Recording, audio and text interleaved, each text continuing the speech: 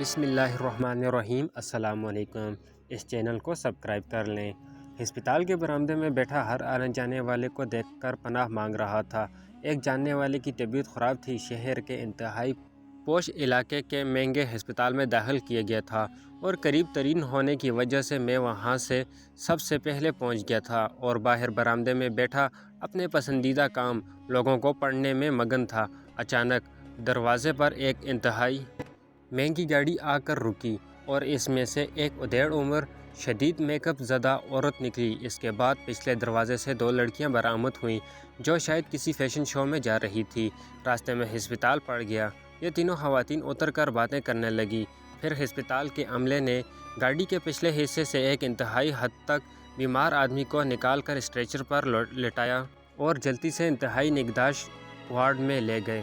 برآمدے میں یہ عورتیں میرے برابر میں آ کر بیٹھ گئیں اور میں سمٹ کر یوں ایک طرف ہو گیا جیسے پنڈی کی سزوکی میں کوئی پردہ دار عورت بیٹھی ہو۔ باتوں سے معلوم ہوا کہ وہ بیمار شخص اس ادھیڑ عمر عورت کا شوہر جبکہ ان دو لڑکیوں کا باپ ہے۔ مسئلہ یہ تھا کہ باپ کی اچانک طبیعت خراب ہو گئی تھی جبکہ ان عورتوں کو رات کسی مسز رانا کی پارٹی میں جانا تھا۔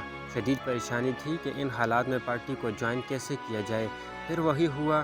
تھوڑی دیر کے بعد ڈاکٹر منہ لٹکائے باہر آیا اور ان کو اندوہناک مشورے خبر دی۔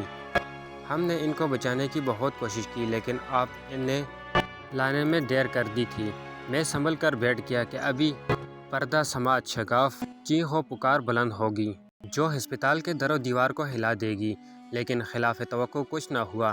صرف ایک بیٹی تھک کر دوبارہ سیٹ پر بیٹھ گئی جبکہ باقی دونوں ماں بیٹی کھڑے ہو کر ڈاکٹر سے روایتی کارروائی کے بارے میں پوچھنے لگے۔